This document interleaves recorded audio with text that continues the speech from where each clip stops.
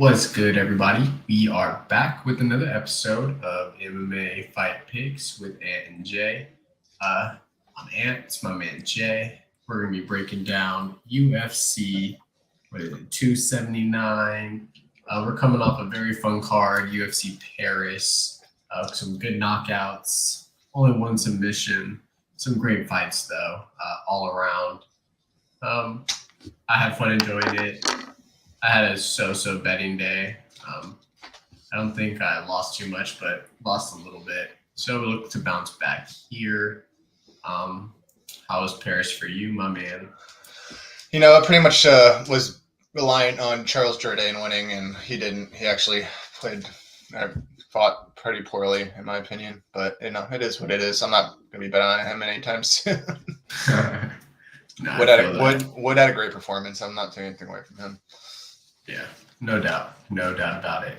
So we'll jump into this next card. We'll kick it off with Darian Weeks and Johan Lainez. I think this is a fun fight to kick off the card. We have two guys who like to throw down, two guys who are probably looking to stand there and strike for the majority of the time. Both have lost in their UFC fights, I guess if you consider Contender Series. I don't, but Weeks has lost both of his UFC fights. Weeks is 2 years younger. They're both 170. Fight is at welterweight. Lainez is kind of big. He's 6'1", and he has a 4-inch reach advantage. So size and length is on his side in this fight. Favorite is Darian Weeks, which I agree with. I think he should be the better fighter. Overall, he's had the tougher competition, in my opinion. So I'm going to rock with Weeks here. I think he's a little more talented. He's a little more athletic. We saw what happened with Lainez against a guy who is a little more athletic than him and Gabe Green. And I think Green was able to take advantage. And Weeks, being a former pro boxer, he shouldn't get clipped or hit too cleanly. We haven't even seen that happen, really, against Ian Gary or Brian Barberena. So I'm rocking Weeks here. I think you should be able to get the job done, whether it's decision or finish. But that's my pick. Slight favorite. Yeah, I'm going to be on the same boat as you. I think Weeks should win. He's got slick boxing, rolls of punches, tough as hell. And Johan, he's got power. He's a good finisher. But, in his last fight, it's proven that he can get broken, especially after about a round or two. So, I kind of think that's pretty much how this fight's going to play out. He's probably going to start to break him in the second and potentially finish him in the second or third. But he could also get a decision, and Weeks winning a decision, I wouldn't be surprised. But, yeah, I'm on the same boat as you. Yeah, for sure. And Weeks has slightly more output, but worse defense. But, again, he's fought better competition, so it makes sense that his defense would be a little worse there. But we'll move on. We're both on the weak side here. It's a fun fight. I think it probably doesn't see the scorecards, in my opinion. So yeah, there's that. For sure. And I don't know if fight goes the distance or doesn't go or goes. It's plus 140 if it does. It's minus 185 for it doesn't. Not too bad if you want to parlay that up. Or I would even play it straight up potentially. It's not too bad. But we'll move on to the second fight. We have Elise Reed against Melissa Martinez. Reed is going to be 4 years older. She's going to be 1 inch taller, and she'll have a 1 inch reach disadvantage. This is Melissa Martinez's first UFC fight. She comes from Khamzat, which is a pretty reputable and quality promotion, our regional scene promotion. This fight right here, I'm probably going to have to side with Elise Reed. I expect this to be more of a stand-up boxing, kickboxing fight. Melissa Martinez, I watched one or two of her fights. She doesn't really look for the grappling aspect of it. She has a lot of finishes on the feet, body kicks, knee to the head, knee to punches, body kick, just a bunch of different stuff, kicks and punches. So I think that this is going to be a stand-up fight, and if that's the case, I'm going to rock with Elise Reed. She's a decent kickboxer. I think she's solid. She's shown that so far in the UFC. She just has bad takedown defense, can't get off her back. But I don't believe Martinez presents that threat. So that's how I'm rocking with this one. I'm going to go Elise Reed, the dog here. Yeah, I'm gonna agree with you again. This is a fight that was probably gonna go the distance. Elise Reed actually has the size advantage. I mean, this is their 115 fight, so I mean they're small. They don't finish too often in this weight class, it seems. And the only way to really finish Elise Reed, I would imagine, is if Melissa Martinez took her down and ground and pounded her. But that doesn't seem to be like her game plan or her style of fighting. So I think it should be a close fight, close stand-up fight, and I think I'm going to take the dog when it comes to that. Yeah, that's how I'm feeling. I mean, I haven't really seen Martinez fight anybody to quality. Reed, I mean, Sam Hughes, Corey McKenna, and Sajara Eubanks. That's not fantastic competition, but it's certainly better than what she was fighting. So, and what Melissa Martinez was fighting, I should say. Yeah, so for sure. We'll move on to the next fight. Here we have Chad and Hellinger versus Hali Alatang. This fight right here is going to be another banger. Chad is 35. He's going to be 5 years older. He's going to have a 1-inch height advantage and a 2.5-inch reach disadvantage here. Ali Tang likes to mix in the grappling and the striking. Chad likes to, he mainly wants to strike. He can grapple. He'll do it if he has to. But this is really, I think, a fight where we're going to see a lot of standing and potentially Alatang going for takedowns. This is another fight where I'm going to take the dog. I think that Chad is a tough enough fighter where he can withstand some of the fury that Alatang is going to bring in the very beginning.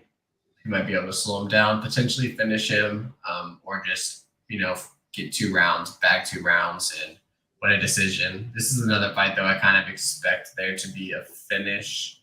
If not, it will be dicey. So, but I'm picking Chad here, underdog. Get him at like plus 145-ish, I think. Maybe even better at some books. So I'll take that shot. Yeah, he's plus 145 right now in Bovada. Yeah, I'm also going to lean with him too. Hali Alatang, his most recent fight, he fought Kevin Kroom and knocked him out in 45 seconds. Yeah, Kevin Kroom's not really UFC level in my opinion. Chad, he fought a guy that's also not UFC level. So this is kind of a interesting fight to cap. I do think that as the fight gets deeper into the fight, that Chad's just going to get slowly take over, and I see him winning probably a decision. That's kind of where I'm leaning. Sure. It should be a close fight. I think the first round might be really close contested. Maybe Alatang takes it the first round, but then I see Chad getting steam and getting a late finish or winning by decision. But like officially, I'm going to say Chad by decision. Yeah. I don't. This is one of those fights I really don't know what's going to happen. I kind of can see two outcomes. I can see either one getting finished, or I can see Chad, just like you said, withstanding and late finish or just winning a decision. Yeah. But we'll move on. We're both on the dog side. I think it's close enough to where it's worth taking the dog here. Yeah, for sure. All right. So we'll move on. We got our 4th fight. We have Norma Dumont against Danielle Wolf. I clicked off on accident. So Danielle Wolf clearly only has one MMA fight in her career. Norma Dumont has had a couple of UFC fights, more than a couple, but she's had a bunch. She's going to be the younger woman by 8 years. She's going to have a 4-inch height disadvantage and a 3-inch reach disadvantage. I think this fight really comes down to is Norma Dumont's going to implement some grappling and wrestling that she's never done before. and take down Danielle Wolf, or is this going to be a stand-up fight? If it's going to be a stand-up fight, I like Wolf. I did place like a half unit bet on her. I don't even remember what the odds were, but I placed a half unit bet on her. And so I do think that if it is a stand-up fight, Wolf should win this. She is a professional boxer. This one Contender Series win. She beat Tanisha Tennant, and Tanisha Tennant is actually a pretty decent fighter in Invicta. And so, I mean, to beat her is certainly impressive. And so that's kind of why I'm rolling with Wolf. She beat Tennant, won, so she hasn't fought like a complete scrub. You know, she actually fought a good fighter. And two, I expect this to be a stand-up battle, and I'm going to take the quality boxer, the professional boxer, over the mixed martial arts woman, Norma Dumont, who doesn't really show a great ability to be really good on the feet to begin with. So that's how I'm rocking with this one. Yeah, you know, this is a dogger pass for me. I have a bet, like a small bet on Danielle Wolf right now, but like after I didn't realize she was 39, but you know, she should clearly have the striking advantage. If she wins, it's probably by decision. But actually, you know, Megan Anderson knocked out Dumont in like the first round, so you know, it's potential for Wolf for an upset. But on paper, you know, it's hard not to say Dumont should win, and just she just takes it to the ground. Danielle Wolf has proven to have, you know, has not proven to have any type of a takedown defense, because she hasn't. I think like the Tanisha Tennant fight, that was like all stand up, wasn't that? Yeah, Tennant's a striker for sure. Yeah, and so we never even got to see that get tested. So that's a huge question mark. Just why I'm not going to be laying too much. I'll just put a little stab on it and think it probably goes to decision. She could win either a split or a unanimous decision just by like jabbing her to death and hitting a few overhand shots. For sure. I mean, her line is so high that you don't really have to put too much on her to get a solid return back. Yeah. But yeah, I don't know. I don't want to bank on. She does. Yeah, exactly. And I don't want to bank on Dumont either, going in and trying to wrestle when. I mean, she averages one takedown a match, but I don't know if that's when she's hurt or if she's just kind of doing it just to do it or what it is. I mean, a couple of the fights it just kind of fell into a takedown. It wasn't really, from what I saw, it wasn't like she was actively trying to wrestle. Yeah, and Danielle Wolf's boxing record is 27-14, so it's not like she's like some legendary boxer, but she definitely will have the striking advantage. Yeah, that's really what it comes down to, is just she's more experienced in that realm. Mm-hmm. All right, well, moving on to some big boys right here. We have Jake Collier and Chris Barnett. Barnett is a big underdog here, which was a little surprising to me, because I don't think Collier has really shown anything to be impressive, in my opinion. Collier here is going to be 3 years younger. He's going to be actually, he's way fucking taller. Whoa. He's 6 inches taller. Right? Yeah, 6 inches taller, and he'll have a 3.5 inch reach advantage. So, I mean, I guess that's kind of why the line's that wide. But I mean, Jake Collier is just not good, in my opinion. He's lost to Orlovsky. He beat Chase Sherman. He lost to Carlos Felipe. He beat Jean Vellante and lost to Tom Aspinall. I mean, besides Aspinall, who he lost to, the rest of these guys are not good. Orlovsky's old. And I mean, Barnett, you could say the same thing about him. He lost to Ben Rothwell. He beat Jean Vellante, and he lost to Martin Budai. I don't know. I'm probably not going to bet on this fight, but there's no way I'm laying minus 350 on Jake Collier. That's a fact, man. So I'm either going to bet Barnett or maybe like over 1.5 or something like that if it's not like insanely juiced. What do you think? So yeah, I don't see how Jake Collier loses this. But that being said, it's not a high level MMA fight. The size advantage is just so vast, man. It's hard to think that's not going to have a huge factor in this fight, regardless if Barnett wins or not. And I watched the 2 Barnett fights we have, and he doesn't win around, bro. He didn't even win around against John Vellante. He kind of just caught him lucky. I mean, you could argue maybe he won that first round, but it was close, man. And John Vellante was pretty much in retirement mode. Like, dude had a beer belly, looked terribly out of shape. So I think Collier should win. Probably like either by like a ground and pound or maybe just catches him striking. But I don't have a bet. There's no way I can bet on this fight because the last thing I want to see is Barnett do a 360 fat kick and knock out Collier. So yeah, clear pass for me. But I wouldn't knock anyone for taking the dog. It's so wide. The line's not. I don't like the line. Yeah, I mean, I don't know if how many times has Barnett been to a decision? Has he ever been to a decision? He lost a technical decision to Bidet. Yeah, he's won a couple. Yeah, I mean, just looking at his career, never mind. Fights.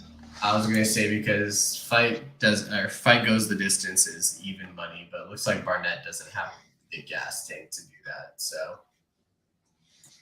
I don't know. I don't really have a side. I'm just gonna. This is dog or pass because I can't lay minus 350 on a fate on heavyweight guy who's just not good. But I don't expect him to lose either. So it's just one of those things. Might be worth a little stab if the dogs are barking to that day.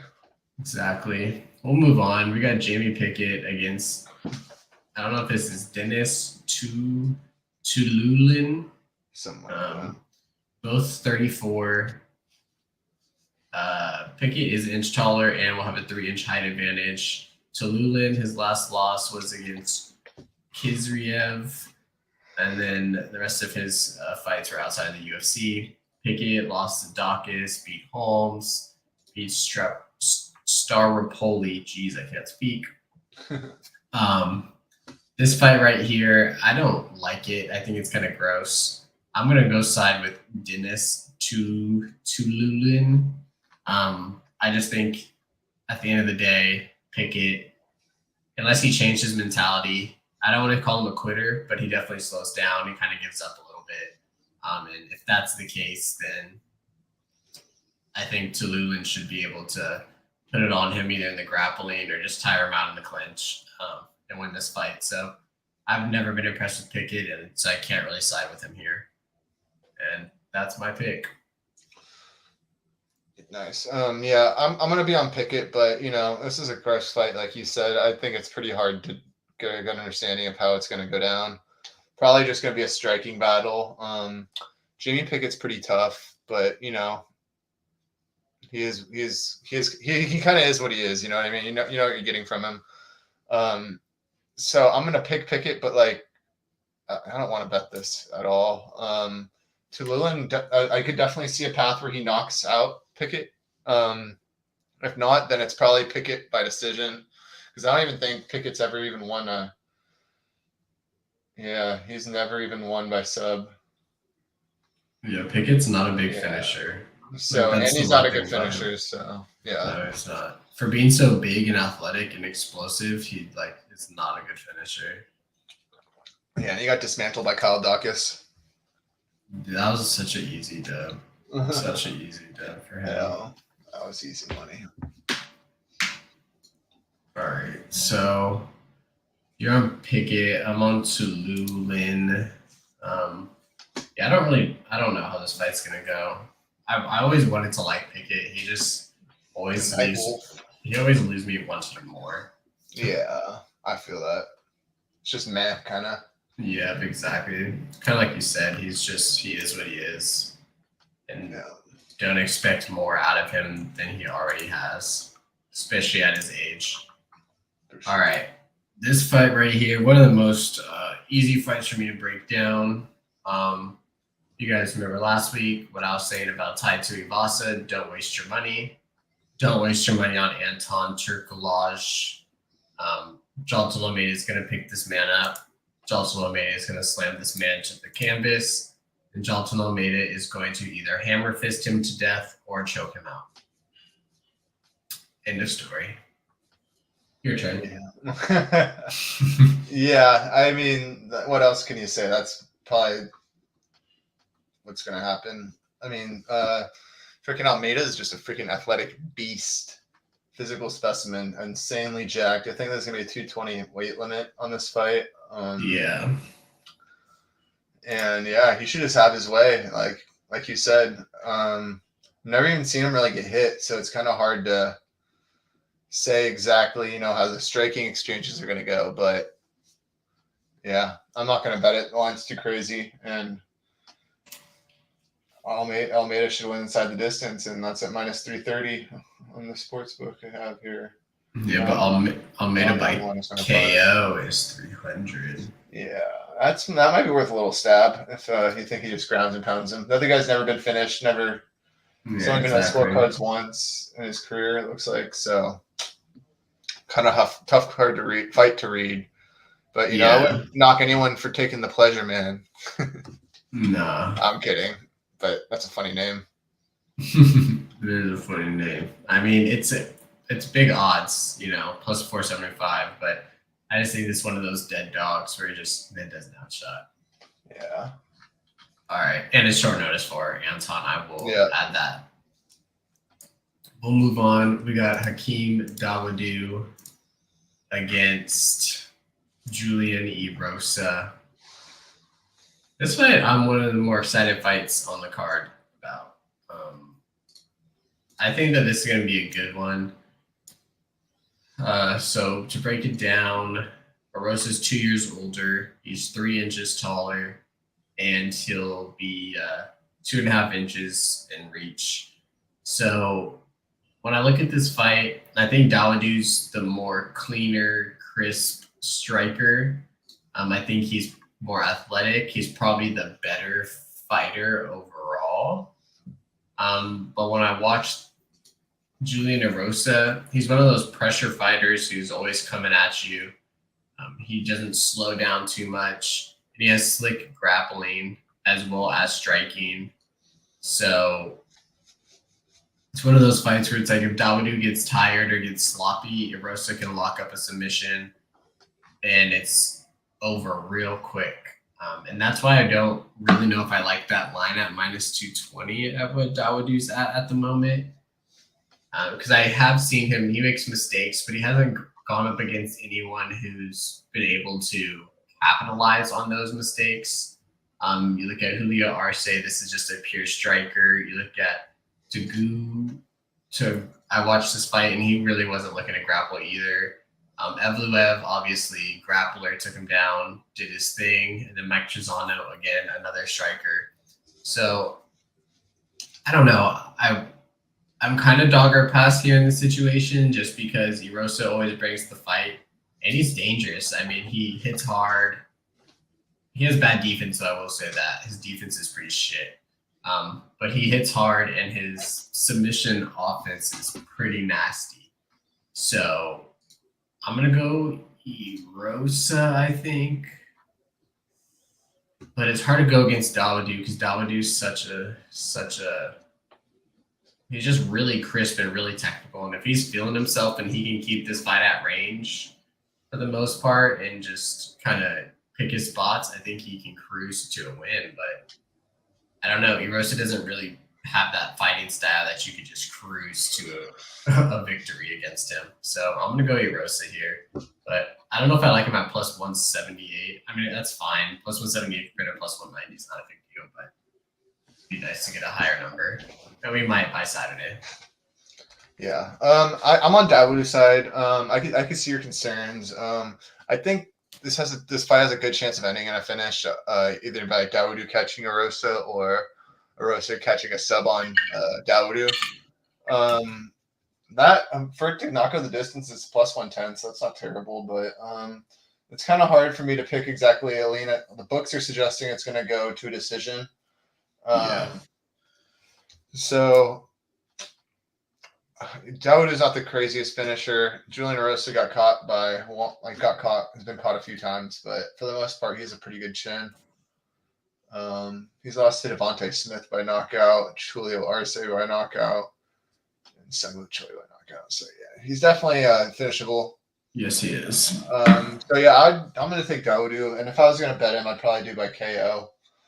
Yeah, his KO line's kind of low, so I'm assuming that's what they're expecting to happen if there is a finish, because plus 225 is not the. Yeah. I mean, Johnson Almeida has a higher KO line. Erosa just has his hands down too low. Yeah, I feel that. Erosa just has his hands down too low and is just very hittable. That's why I think there's a good chance he gets knocked out. But you know, I don't disagree. Finisher. I don't disagree. It's just more so like I'm thinking about that this is a firefight like Erosa likes to fight in. Yeah.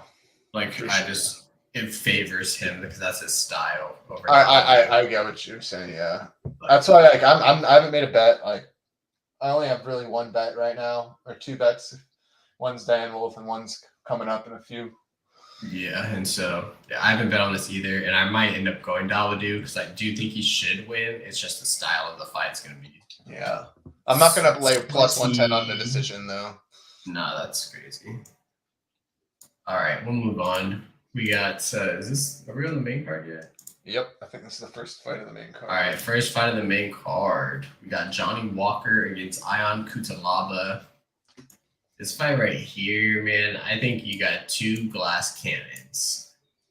Got two guys who can kind of hit hard and potentially, do their thing. And then you also got them where they're not very good and they can't withstand much pressure.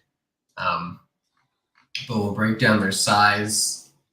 Walker's going to be much bigger. He's going to be 5 inches taller. He'll have a 9-inch reach advantage. So that's like pretty absurd. He's going to be 2 years older. But I don't know. I think if you want to bet this fight, I bet Ion Cutelaba by KO in round 1. And then I probably would just bet like Johnny Walker KO just in general or something like that. Because I think if Cutelaba is going to win, it's probably a round 1 knockout. He comes out on fire. He doesn't have insane cardio. He doesn't keep up that pressure in the seconds and third rounds. It's not impossible for him to get a finish in those later rounds, but it's not as likely. And I think Johnny Walker could definitely finish Cutelaba. Cutelaba is very finishable. And so that's kind of where I think, just the Walker by KO and then Cutelaba round 1 KO. And you kind of cover both of your bases. I don't see Walker getting finished in the second or third round, but of course, anything is possible in this sport. What do you think about this one? Yeah, this one, I actually think I want to bet on this one. And I think I'm going to be leaning the Johnny Walker side. Ion's not a big, like a super nasty striker by any means. I think like his fights have pretty much that he's won are normally by decision. Like he finished Khalil Roundtree, which is pretty good, and a guy named Antigula Gazmurad. So he actually does a lot of early finishes, but I think Johnny Walker is going to be a little bit too tall for him to hit super cleanly in the beginning, and I think Johnny might just catch him with some nasty like kick or something like that. That's kind of how I feel, but Johnny Walker does not have a good chin. No, he doesn't, and that's kind of why I think if you're going to be a Cutelaba backer, you got to just take that round 1 KO and not fuck with. I mean, you can't touch minus 220 with Ion Cutelaba. Like, there's just no shot. Yeah. But round 1 KOs plus 300. That's not awful. If you don't want to get cute with it, you can do round 1. That's just plus 200. But still, like, I would just go to KO. He's not going to submit Johnny Walker. So. Yeah, no way. So that's kind of how I'm feeling. I could see him also. I don't like. This has probably got a very low chance of happening, but I could see Johnny Walker getting him in a guillotine or something, maybe. Yeah, I mean, I guess it's possible. Because that's what Ryan Spann did to him, and he couldn't get out. Just those tall guys might have a little bit of an advantage on him. But yeah, what am I going to be betting on? No, I think Span had a couple. Has another guillotine on his record. I think that's kind of his move, if I'm not Yeah, mistaken. yeah, it is. I just know The the height fact definitely that yeah, helps. Yeah. All right, pathology is there. we'll move on to the next fight. We have Irene Aldana against Macy Chiasson. Um, this fight right here, this is the people say it looks like Justin Bieber. That's cool. So Aldana is going to be 4 years older. She's going to be 2 inches shorter, and she's going to have a 3.5 inch reach disadvantage. In this one, I do think that Aldana probably will win. Actually, I don't know. I felt like that against Norma Dumont, and Macy Chiasson came out, and I mean, I personally think she won that fight against Dumont, and it was pretty easily and impressive by her. And so it's hard to bet against her, and she has a good head coach. I might be going Macy Chiasson. I was going into this thinking Aldana after watching some tape, but I don't know. That the Norma Dumont victory was kind of impressive. She showed something that she didn't show before. I mean, Shayna Young and Marianne Renault are not very impressive wins, and she lost to Raquel Pennington a choke, but it's just I don't know. Aldana hasn't really shown me anything impressive to want to lay minus 200 on her. And Chasen had a good fight last time. I'm pretty sure she was the dog against Norma Dumont, and she cashed that check. So why not try to cash her again as a plus? Is she plus 146 right now? Looks like money is obviously coming in on her. What do you think about this one? I'm just looking at the line to see kind of what she opened. You have it right. Oh. I'm gonna be on the Aldana side. Not gonna be betting this fight. I'll tell you that much right now. It has the potential to be a very close striking affair. I don't think Macy Chiasson likes getting hit. I don't think she reacts very well when she gets hit. She might be looking to try to wrestle. I don't know if that'll work. These women are pretty tall for the division, so it's gonna be a fun fight.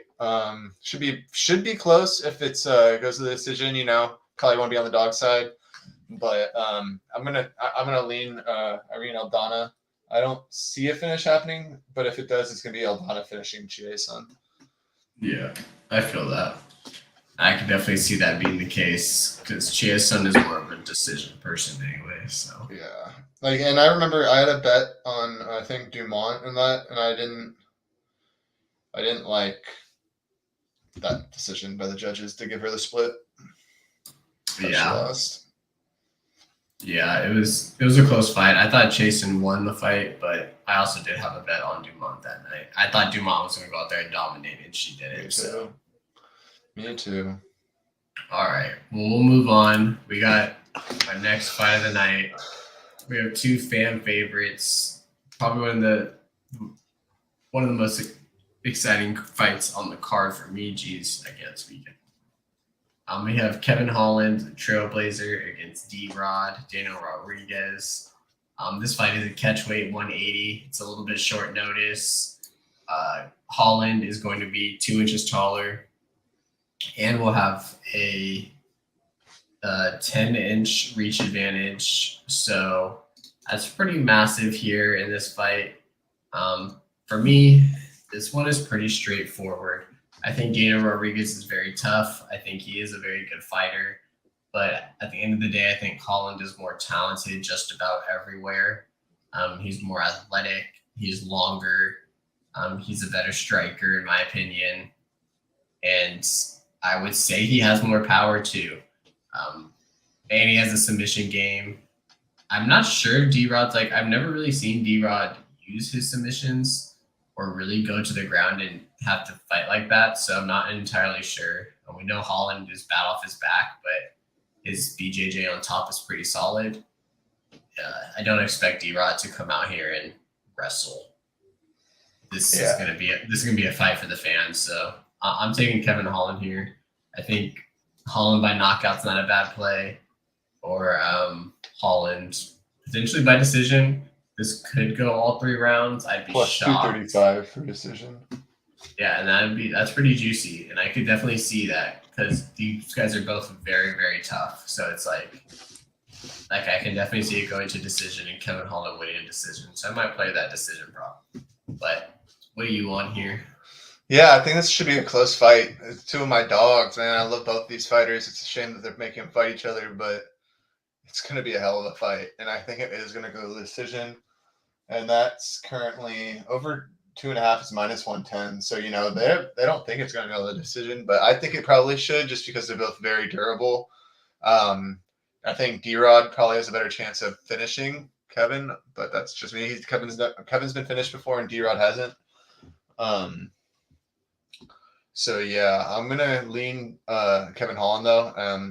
That's the only bet I have so far. I have like 3 or 4 units on him, but it should be a close fight, man. But I just like the reach advantage for the striking. I think that'll give D-Rod some problems. He's never really fought somebody with that big of a reach advantage on him. And yeah, I think D-Rod's gonna have to go to some wrestling probably to pull this out, and I think it'd have to be a decision.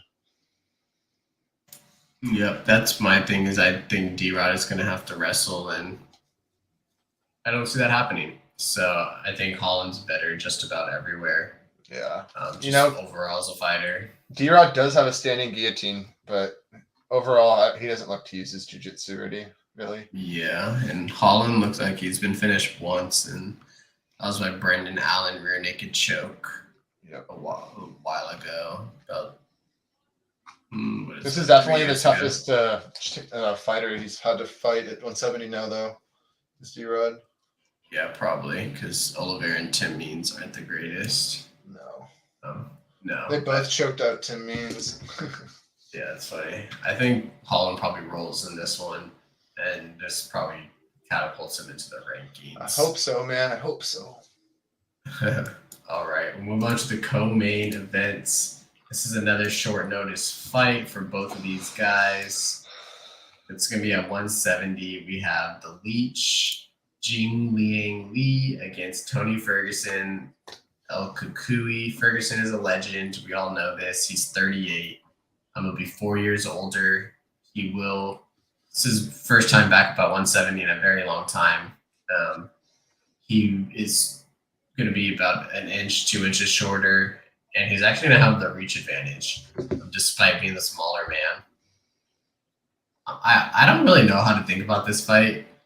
I think Ferguson just got brutally KO'd. Brutally KO'd. And then he got dominated by Dariush, got dominated by Charles Oliveira, and then got finished by Gaethje. And when I say dominated by Dariush and Oliveira, I mean dominated to the point where he didn't even look like he had a chance at any moment of the fight. It was pure domination for 15 minutes. And so when I just think about that, the last time Ferguson has done anything was 3 years ago against the old Donald Cerrone, who was old as shit back then and 3 years ago, just as he is now. So it's just not impressive to me. I'm going to have to side with the Leech here, but I don't like laying minus 325 really on fighters at all because it's a fight. There's a couple people who I will do it on, but especially against Tony Ferguson, he's fucking nuts. I just don't feel comfortable laying that kind of money. But also, how does the Leech lose outside of potentially getting knocked out? Which I guess could happen, but we haven't seen Ferguson do that against smaller men in the last 4 fights. So why is he going to not do that to the Leech? That's my thoughts. So what do you think? Yeah, man, this is probably the end of Tony right here, sadly.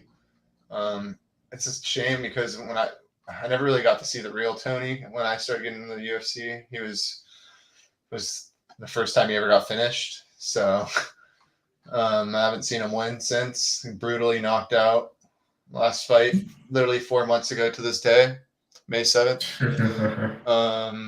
So that's scary too. Lee's gonna be bigger in terms of height. He'll be bigger. He'll be bigger in terms of muscle on his body. He'll be stronger.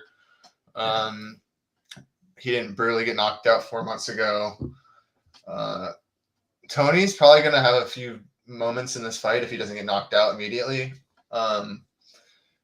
But with that being said, I could see a submission happening somehow, or maybe something like that. Maybe Tony pulls some out of his ass. But for the most part, I think it's probably going to end with him being knocked out. Yeah. Line of it not going the distance is -150. No, it will not go the distance. So that's playable. Yeah, that's not bad at all. If you don't want to take the one -325 at least. Yeah. No, yeah, I don't hate that at all. But yeah, that's just kind of how I feel about this one. It's just not a good fight for Tony Ferguson. In his last 4 fights, he just has not looked good at all. So I can't back him in this situation. The line's not wide enough for me to be like, okay, it's worth throwing a couple dollars at, because like +225 or +245 is just whatever. Like, I'd like to see +300 or higher before I'm going to be like, okay, let's do it. And just when he was having some good looks, he knocked down Michael Chandler, and then exactly. Second round, I'm like, dude, let's go. I had like a little sprinkle on Tony because I'm like, I was rooting for him. Thought he had the chance to maybe get a submission or win a straight exchange, but nope. He hit a front kick to the face and died. Yep, exactly. And that was only 4 months ago, so we can only imagine how his brain is doing. Can't emphasize that enough because we haven't seen Michael Chandler back yet, and he's the one that knocked him out. Exactly. All right. Speaking of lines that, are worth just throwing a couple dollars at, because if shit happens and gets lucky in a fight, you never know. This is one of those fights to me. This is Khamzat Chimaev against Nate Diaz. Nate Diaz is 37, Khamzat 28. Khamzat's in his absolute prime right now. He's going to be 2 inches taller. He's going to have a 1-inch reach disadvantage. I think as most people expect, most people believe Khamzat will come out, probably take Nate Diaz down, and probably just try to smash him, as Khamzat loves to say. But I don't know. It's Nate Diaz. He very well could come in here and just be like, I'm collecting a check, y'all. Like, I'm going to get finished real quick and going about my night. And I could not, I wouldn't be butthurt about it, because, why would you come out here and legitimately fight Khamzat? Sounds kind of dumb if you ask me.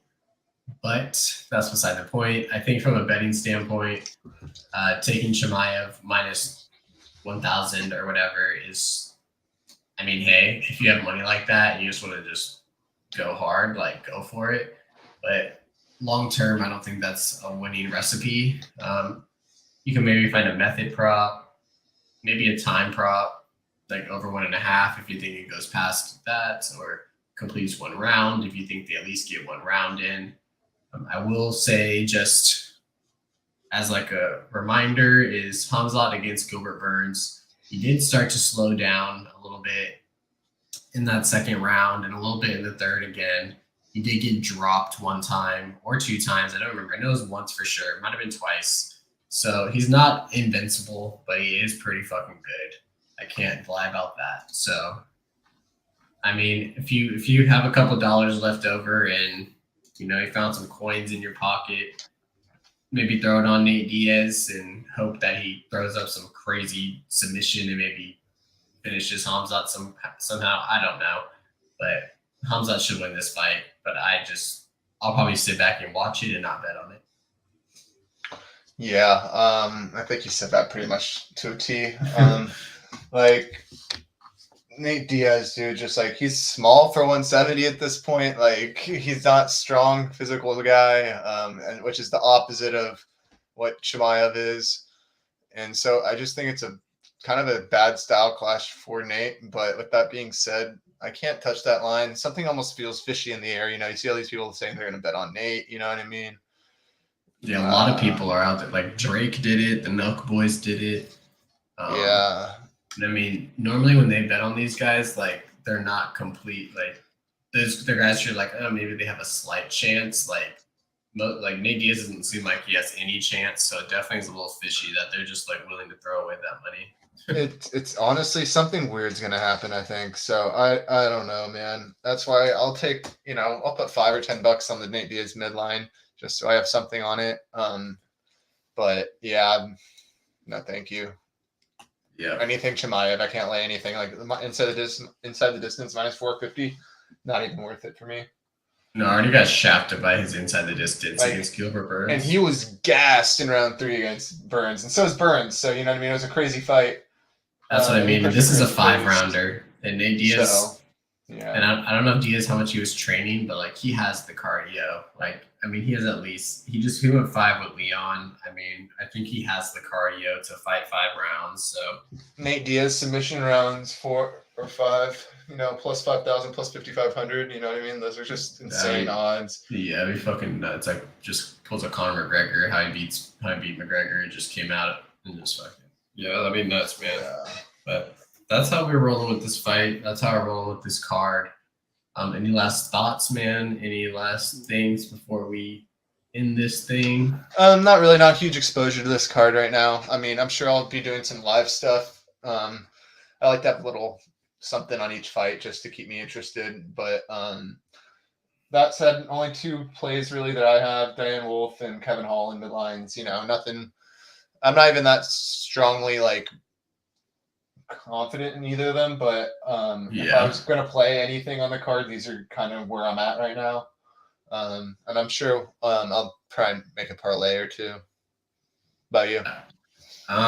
So I have a parlay currently.